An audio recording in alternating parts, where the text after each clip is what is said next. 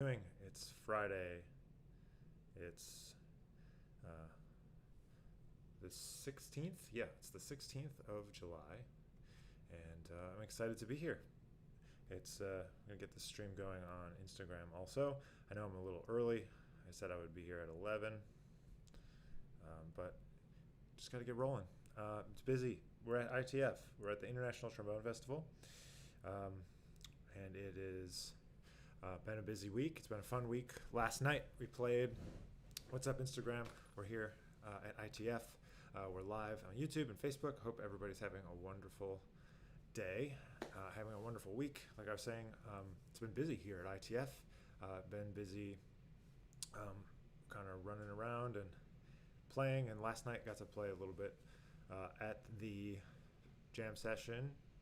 Turned out we had to cut it a little short last night. We weren't able to have a jam session just because the rhythm section has been slammed and they had been playing like all day nonstop without a break since 11 a.m. So we cut that short. But last night was super fun. We got to play some new tunes. We got to play a Curtis Fuller tribute. I played the tune "The Court." Then we played one of my favorite Ellington tunes, "Star-Crossed Lovers." And I got to play with Tony Baker, got to play with one of my students, Jack Courtwright. So it was a lot of fun last night. And I hope if you are here in Georgia or you're watching on live stream at Grande Francisco, just head over to find lots of videos on YouTube for the meantime. I can't play. I'm in the hotel right now.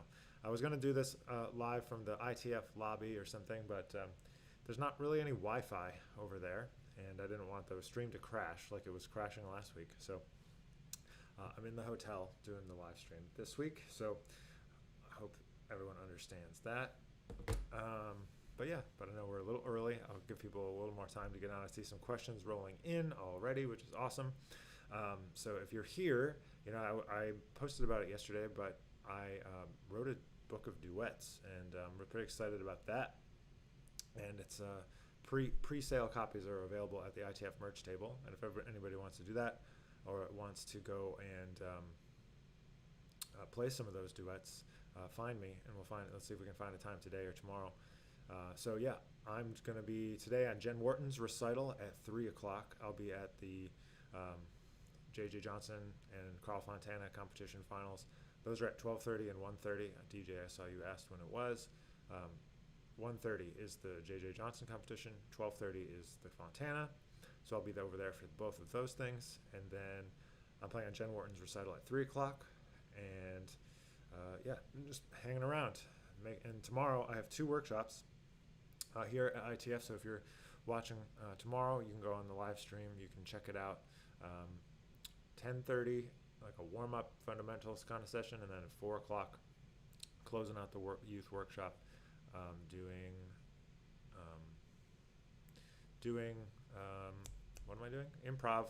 Improvisation masterclass. Yeah, so we'll be doing that. And I don't know. Today there's something else happening. It's 6 o'clock, I think. I'll probably be at the Con Selmer booth a little bit after this live stream. So there's a busy day, lots going on. We got 2 more days today and tomorrow, and then back to non-trombone land after that. But it's been a fun time. So I hope people can check out those duets. I'm excited to get those actually out, but I got some of those preview copies here at ITF, and I want to record them. So if you want to record a duet with me, hit me up. Let's do it. Very cool. So I see a couple people are joining us. Yes, Luke is here. It's been loud at the. What's up, Michael? It's been loud at the jam session, and my voice I'm losing it. So, sorry. Excuse my voice. But hey, what are you going to do? All right, questions. We can do it.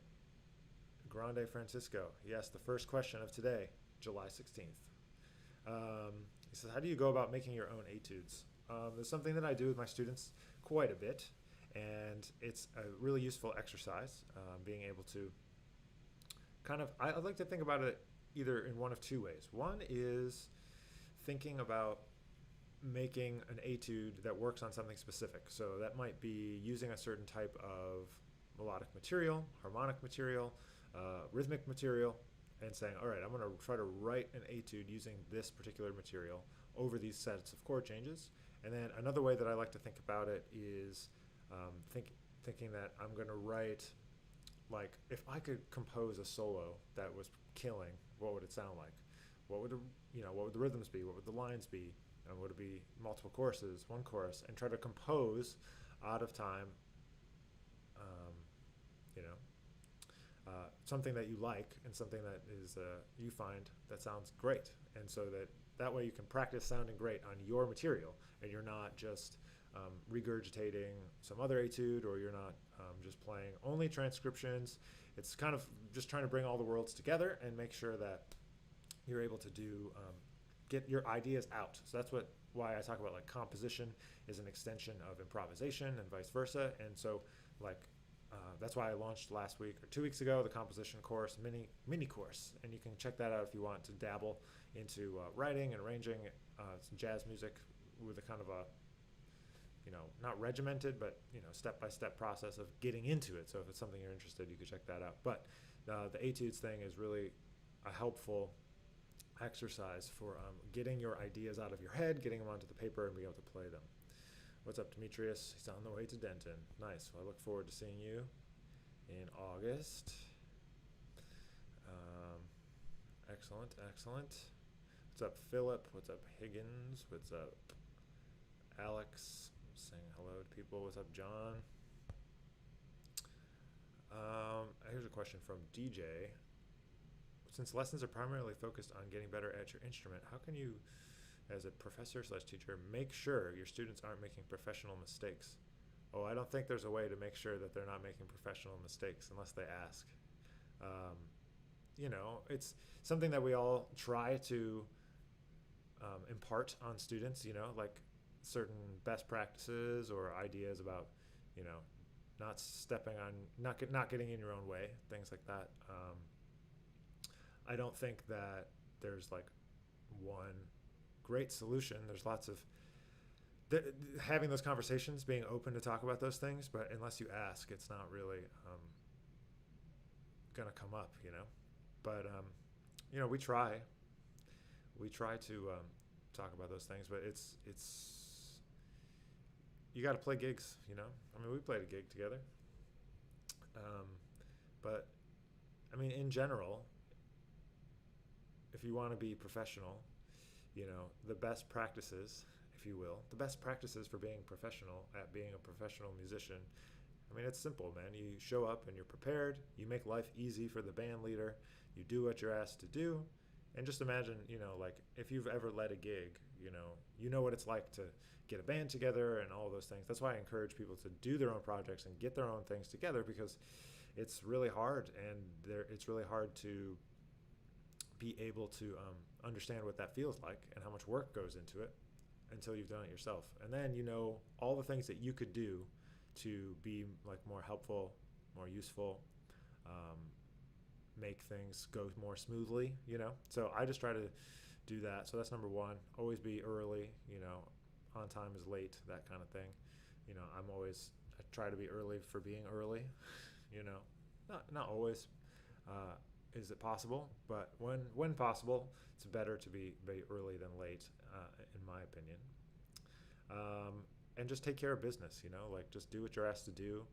Start on time, end on time. Make life easy for the venue, for the staff.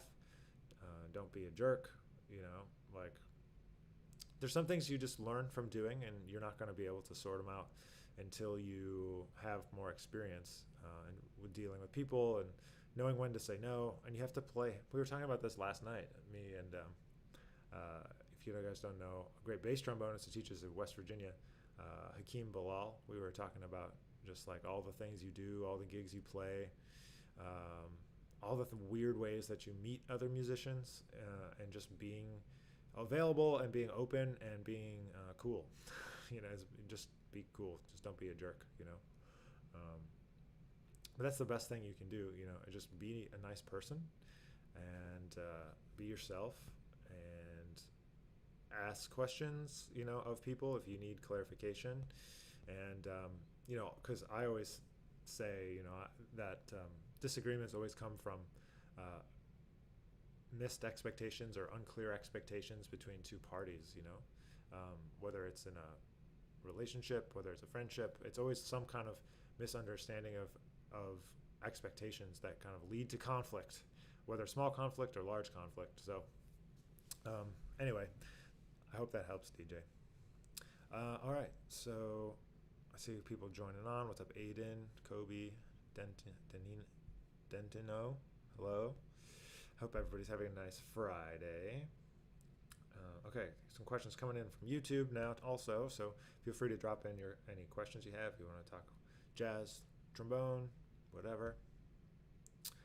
I don't know how long I'll be able to stay on today. There's a lot of things happening. And all of a sudden, things got really busy. For today and tomorrow, when I thought it was going to be more chill and have time to hang out with you guys. But it's all good. What's up, DMB Trombone? All right, from Brian, he asked a question. Who are some deceased musicians you'd like to meet? Who would you meet if you could only pick one? Duke Ellington.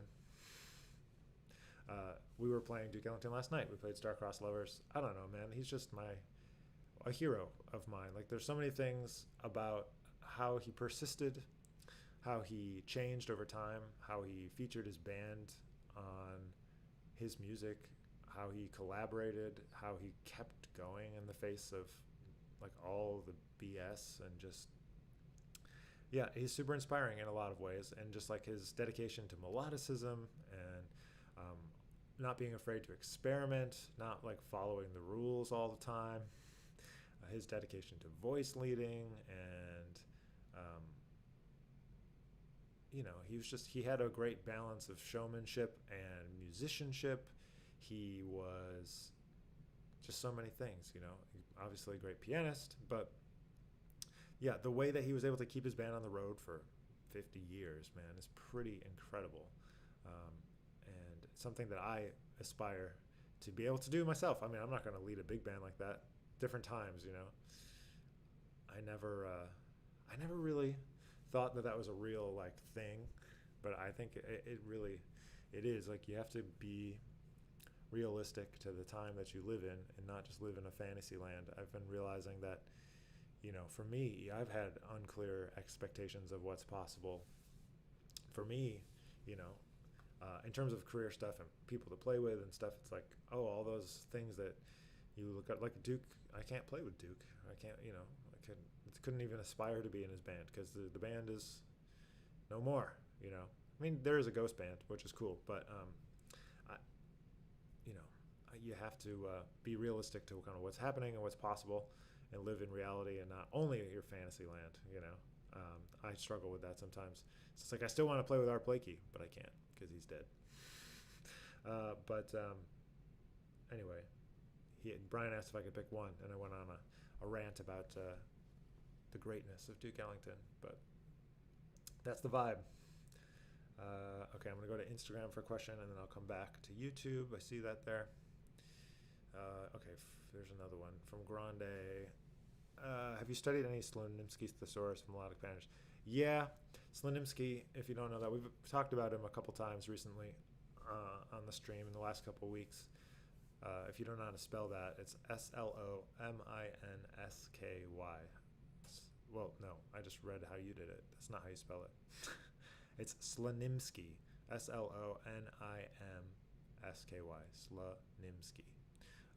Thesaurus melodic patterns. I haven't really. I mean, yes, I've checked it out, but I don't like only math when I think about music. So I like to think about the sounds and how they feel, and putting different shapes on top of each other. So I work more from like a shape perspective than I do like a scale or melodic patterns perspective. I mean, maybe we're talking about the same thing and just thinking about it two different ways. But for me, that's how I think about it. I think about shapes. I don't think about scales, other than it's like a certain sound, like it's a mode, or it's like a area, like it's like a color or something. But all a scale is a collection of notes, which is a sound. It's a shape. It's a 7-note shape or an 8-note shape in the case of a diminished, as opposed to a triad that's a 3-note shape, right? And so I like to use if anyone's familiar with set theory and stuff like that, I like to take kind of some of that ethos of like organizing things by pitch collections and turning it into shapes. So like you would say, for example, a C major scale or C major triad, C, E, and G, you would call it O, 4,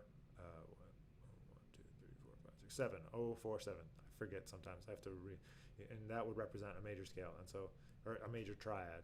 So minor would be 0, 3, 7, diminished 0, 3, 6, right? So it's talking about the half steps. So it's labeling the notes. So anyway, when you're using that, you can use it like a shape I like is like 0, 1, 0, 2, 0, 2, 5, 7. So like C, D, F, G, and then you change it like 0, 1, 5, 7, and then you get a different sound, a different shape. How did I get here? Oh, Slonimsky. And anyway, so Slonimsky has all these other kind of things that are other shapes, and I don't find that it's that useful, like all that stuff is like, it's like candy or something. Like you think, like you feel inspired to like go and you want to, hey, Gilberto, hey, what's up, Lawson? Lawson's here at ITF. It's like candy and sugar or something. Like you think you got to find these cool little nuggets or like these cool licks or lines or whatever. You're going to get them out of like this Slonimsky thing that Coltrane used and all that. But it's like, it doesn't get you most of the way the fastest. Like still like the fundamentals of like harmony and how harmony works is like the best thing to learn first. All that other stuff is just decoration. It's not going to get you like mastery. That's like, all right, you've got it together and now you're hungry for more, right? That's like you gotta wait on that stuff because it's not really useful. It doesn't replace anything that you need to know beforehand, like diminished scales or altered scales, just using that melodic minor. Those kind of basic jazz harmony things are a bit more important, I think, than worrying too much about the Slonimsky, although there is cool stuff in there. And if you're on that kind of path, you want to check out also Oliver Messiaen's Modes of Limited Transposition. So there's my nerdy theory talk for the day. All right, I'm going to go back to some questions on YouTube, but Instagram, feel free to drop them in here. Let's see. Richard asks, what are your thoughts on the JJ Etude book? Do you get anything beneficial from it? Well, of course you get something beneficial from it. I think it's interesting that JJ wrote that book and it doesn't sound like his playing. That's super interesting to me. And he kind of tried to write like more modern kind of sounding stuff. Yeah, Oliver Messiaen is the other guy. Yeah, it's close to spelled how you spelled it, but a little bit different. So I haven't spent that much time playing out of the JJ Etude book, to be honest. I take more time with his transcriptions than the Etude book, but there's something to get out of everything. So, and it's really interesting to kind of see what he was thinking about and what he was doing musically. It's interesting to see like where someone goes. That's another connection between the musicianship and the improvisation, the composition and improvisation. Those two things, like JJ was dealing with all different stuff compositionally than he was playing wise necessarily. It's almost like two different people. It's very interesting to see his interest, and because he was writing third stream and he was writing all this like kind of interesting brass music, and there was a lot of stuff he was doing that was not just like a straight ahead like bebop jazz trombone solo. So I don't know. Anyway, that's an insight, I think, to checking out that book and like saying like this is what he was into, like he was checking this out, and maybe it helps you to expand your musical horizons to know that like just because you play a certain way or you kind of get into a box doesn't mean you have to stay there. You can keep on moving and pushing yourself into new directions. You don't have to feel like you're in one place. You can be free to go do your thing. All right, practice makes whatever you want to accomplish. That's true. Yeah, you're welcome. I'm happy to be a nerd. What's up, John? John Storino. A question from John here. Do local dialects creep into a person's articulation/tone? And have you noticed any particular issues with any geographic areas? That's a good question. I wouldn't say that it's an issue, but I will say that I do think there is dialects in jazz and dialects in jazz language and style, and from across even just the country. I think there's different approaches, and so there's different. Dialects is a good word to use, I think, because like just think about the difference between J.J. Johnson and Frank Rosolino, or J.J. Johnson and Carl Fontana. Kind of it's split somewhere in the hard bop area. It's split into kind of more I call it like a West Coast style and an East Coast style. Like one is more clean and clear, and one is a little bit more like fluidity is like a more prized aspect of it than like the cleanliness. And not that you can't take away great things from both, but like there's just different sound, different priorities, different things, different way of navigating the music. So I think that's like, I mean, it's a thing for sure. It's not good or bad, but yeah, anyway, that changes I mean, you can think about that, like the sound changes, the articulation changes when you think about East Coast versus West Coast versus like maybe some European cats, like they're playing a different kind of sound concept, swing concept. And then another thing that happens is there's also regional like tunes. Like when I was at Eastman, there were certain tunes people like to play, and then certain tunes at Juilliard, and then certain tunes in Florida, and certain tunes in Texas, certain tunes on the West Coast. Like every little kind of community has their own tunes, and it comes from that, the elders, the more seasoned veteran musicians kind of hipping the younger cats to like, hey, check this out, check this out, check this out. So there were certain tunes that people played in the UNT trombone studio, and then I showed up and it's like, oh, let's play all these other tunes that you guys don't know, and but when I was at Eastman, there was all these tunes that people like to play, but they're not even the same anymore. Like for example, it seemed like everybody played I Mean You and the old Milestones when I was at Eastman, and now it doesn't seem like people play those tunes anymore. So I don't know. So that's a good observation, John, and it's definitely true. There's different dialects, different ways of playing based on where you are in the country and where you are in the world. And it definitely, there's like a Chicago thing. There's two. That's like a different thing in terms of the harmony and the approach to music. More free, maybe more open, which is cool. All right, what is it like judging the ITA solo competitions? It's cool, man. You get to hear the young cats. As a person who never won an ITA competition as a student, it's very interesting to be a judge now and think about what it was like to either win or not win, But the important thing I think to take away from it is that it doesn't really matter, A lot of my friends won those competitions and they're doing great.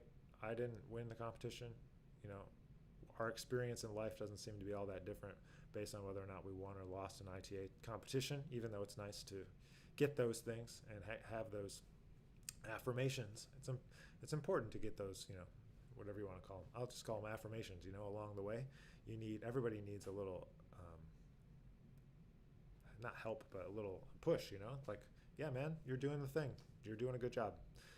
So even just to like be here and like be chosen as a finalist is enough, man. It's a good affirmation.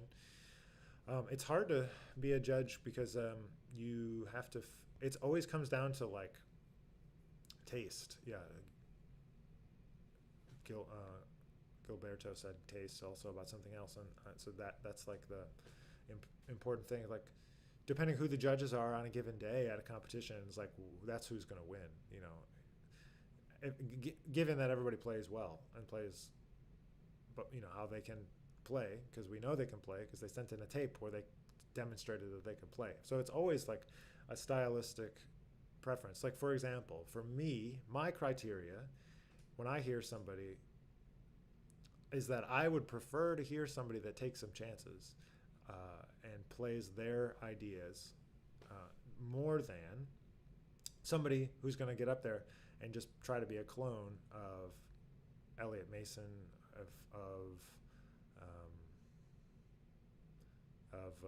Michael Deese, of JJ, of Curtis, of whomever.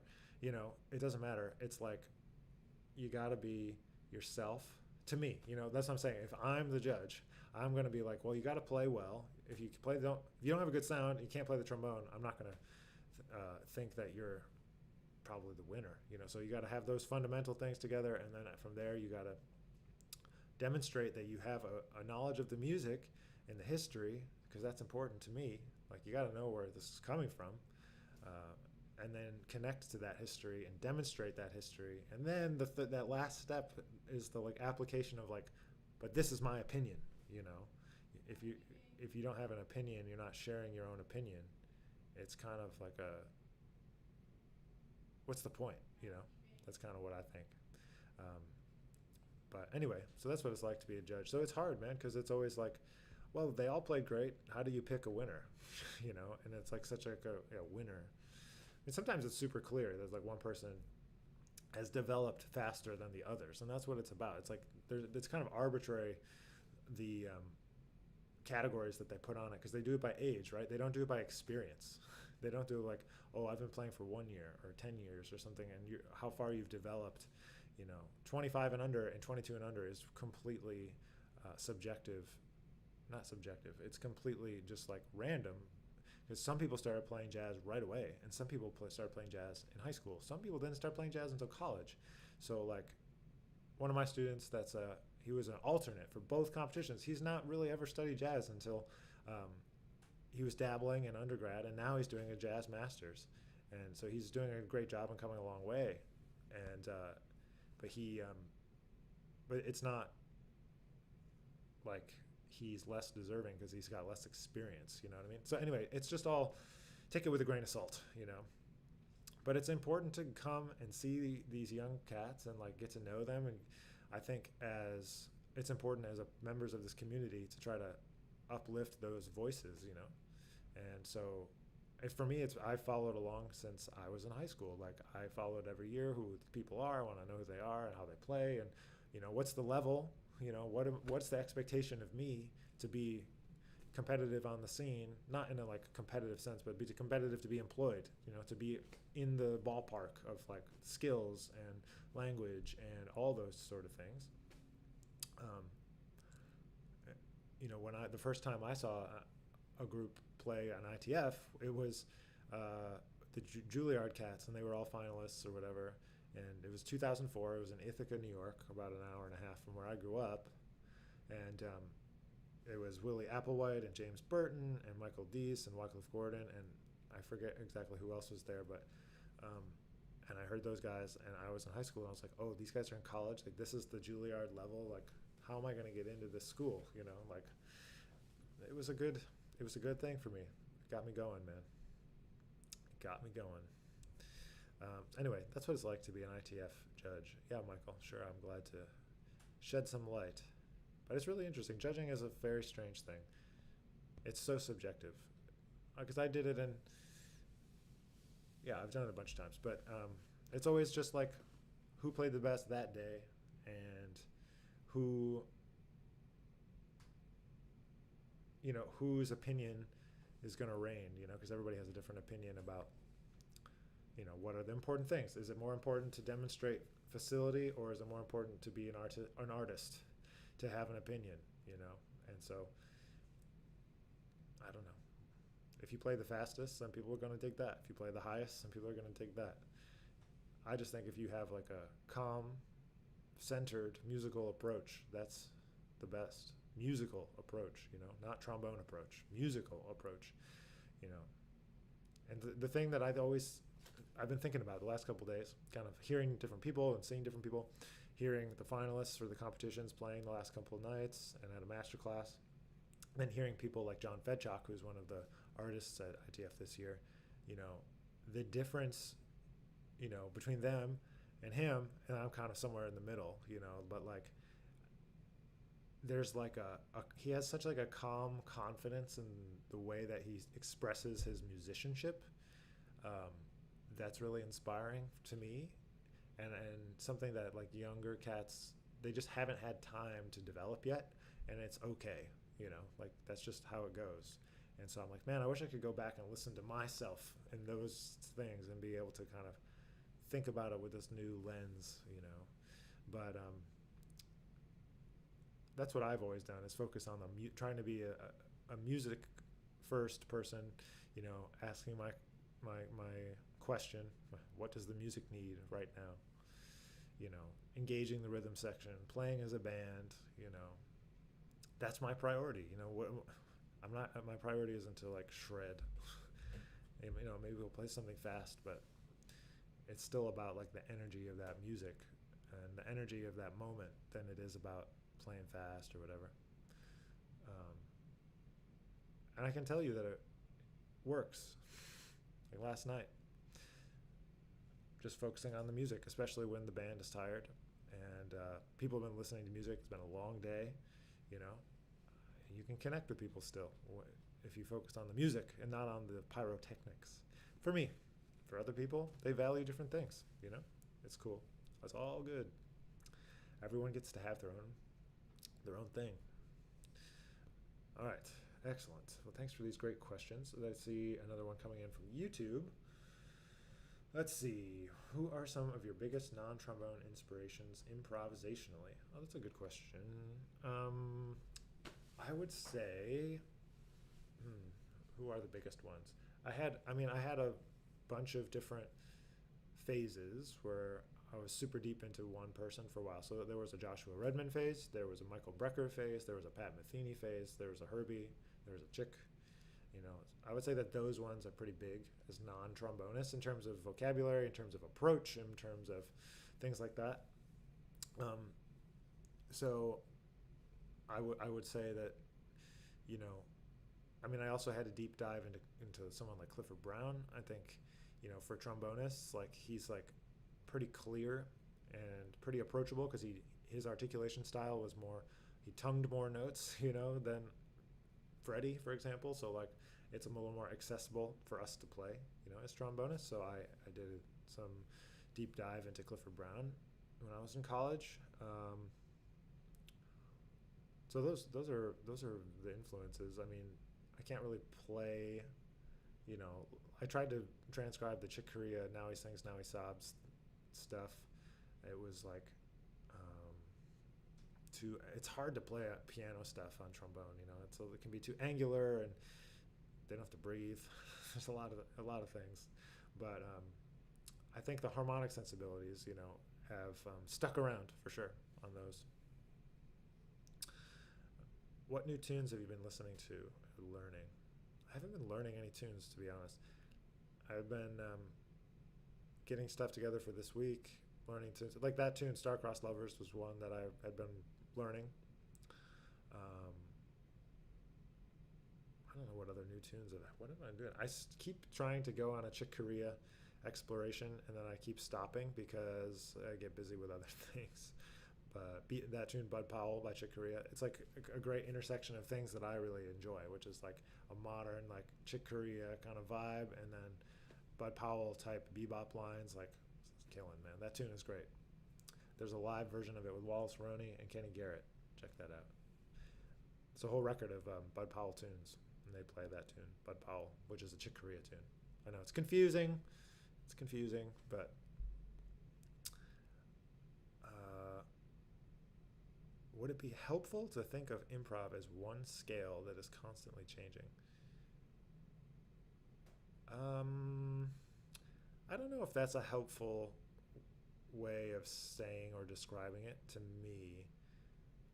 You could just say that it's music and that it's constantly changing. You can play 8 or 9 of the notes on any chord and it's fine. There's usually 2 or 3 that you don't want to play, right? And you just have to know which ones to avoid in every situation. But I like to think of it more about it's a composition in real time, with shifting colors. That's how I think about it, like shifting colors. Where are we going to?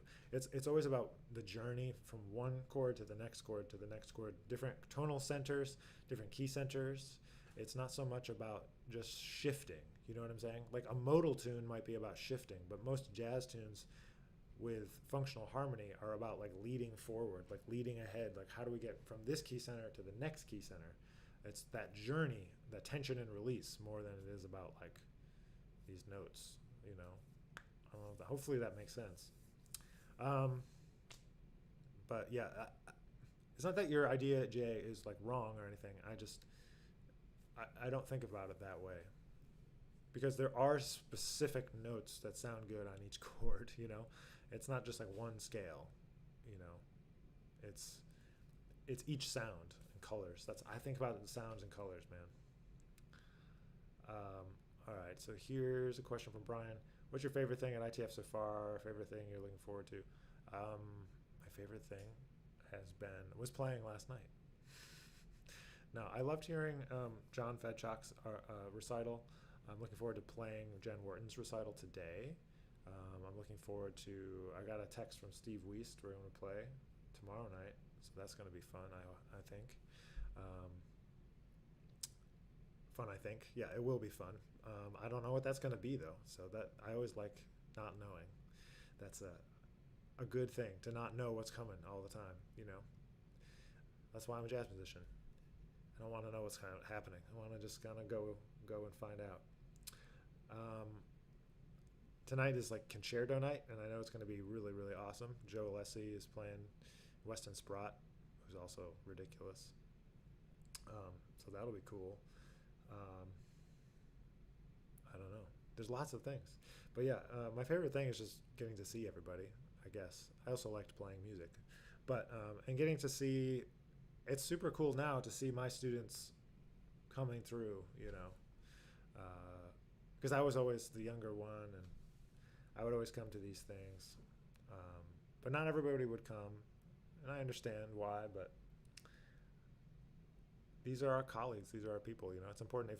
If nobody in the trombone community wants to support you, it's going to be that much harder to build a career, you know, especially in like modern jazz. People got to know who you are, so show up to these things where there's people that care about what you do. That's what I think about it, even if maybe it's nerdy, you know, but it's okay. Like, I'm a nerd and I'm okay with it. What was your scariest, creepiest gig in terms of venue / audience / club owner?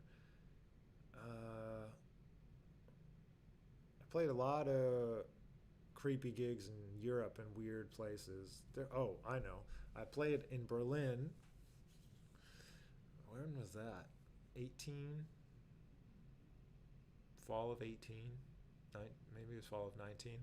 One of those years, but with this guy named Ken Tompkins. He's a great composer in New York. Really hard music. I'm not in the band. It's Alan Ferber's in the band, but I was subbing for Alan on this tour, and the music is so hard, man. It's like modern classical stuff, like super angular, but with like improvisation also. It was super hard. Anyway, we played in Berlin at like some really out club. It's like some punk club, like you couldn't see it from the street, and like up in some crazy like abandoned building. It wasn't like the club owner or anything. It's just like super out, and like, you know, these DIY spaces. I mean, it's cool, but like, you know, it's a little just like dirty, nasty, gross. And then yeah, just like Berlin is kind of a funky place, you know. There's some funky people around, which is a good thing, and it gives the city character, but also it's a little scary sometimes when it's late and you don't know where you are and stuff. So that one comes to mind. There were some kind of scary venues on that very first Postmodern Jukebox tour, because I went on that very first European tour that they did, and there were some funky venues in Europe too, but I don't know. Hopefully that gives you some insight there. Let's see. All right. Thoughts on Dixieland / New Orleans trad? Well, to me, those could be two different things. But I think it's important to know those styles as a foundation, like I said. So my general approach with students is I like to work out from the middle, basically. And so the middle to me is bebop, hard bop, 1945 to 1965. That's like jazz in the sense of, the classical sense of jazz. That's the era that people think about, tunes, composers, JJ, Curtis, Slide, all those cats. And then that's to get a foundation, and then we go backwards and forwards, So you need to be able to know what Teagarden did and how you could play like that, or what vocabulary might be useful. You need to know Kid Ory, what did he do, Mifmal, all these cats that did stuff before there was JJ. So, JJ, you can go back a little bit to JJ's cat was Frank Rehak. And then there's people like Benny Green that kind of bridge the gap between bebop and just the swing era cats, like Tommy Dorsey and like so many others that were more focused on like melody playing than improvisation. Anyway, so it's an important part of the tradition, and to be able to do it authentically is important. And I wouldn't say that I'm like a master of that style. I would say that I'm aware of how to do it, but you never know when you're going to have to do those things. So it's important to me to be able to do them, especially if you want to work.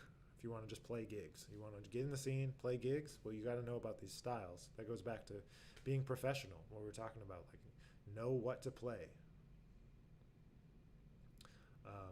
Just know what to play in different contexts. So I hope that helps.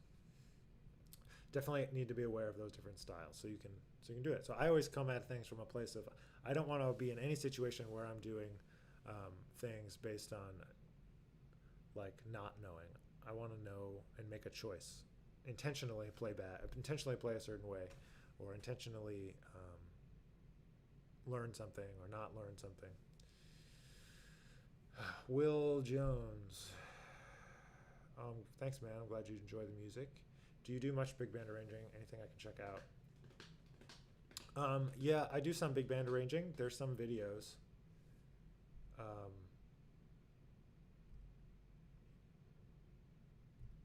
Sorry, got important texts coming in. Things are happening. Yes, there's some recordings on YouTube of some big band stuff that I've done online. I mostly have done stuff for like when I've been like a featured artist, but you can check out some stuff from the Jazz Trombone Day 2019. There's a couple of my tunes, Alternate Agenda. There's a tune, No Arrival. I've arranged my tune, Just Past the Horizon. Anyway, so there's some stuff.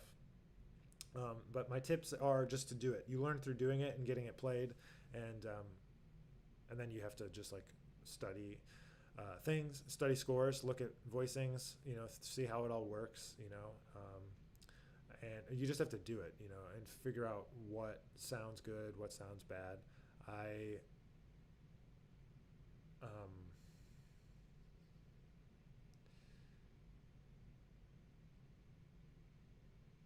I think, yeah, you just have to do it. Learn through doing. Sorry, just start writing. That's the most important thing. So then two other things that I always think about when I'm writing for big band is like each section wants to sound good on their own, so make sure everything sounds good on its own, and then everything sounds good all together. I heard from Dave Berger something about like never have more than 3 like things happening at the same time. And so I try to keep that in mind. Sometimes I don't listen to that rule, but in general, it's like, yeah, there's like a melody, there's harmony, there's a counter melody, or like there's 3 things happening, a rhythmic thing, and a melodic thing, and a background, like 3 things. Yeah, so.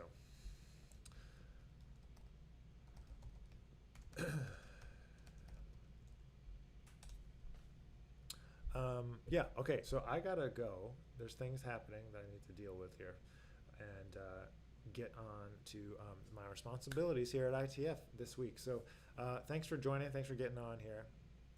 Yeah, next year's ITF is at Central Arkansas is where it's going to be. It's just outside of Little Rock. I don't know when or if that's posted, but I think it's common knowledge, or else I just ruined their surprise. But that's where it is next year. All right, I got to jump off. Thank you for being here. Happy Friday, live from ITF. If you're around, please come say hello. If you're not around, we'll see you next time. We'll be back next week from another on the road location. Okay, I'll check in with you guys later.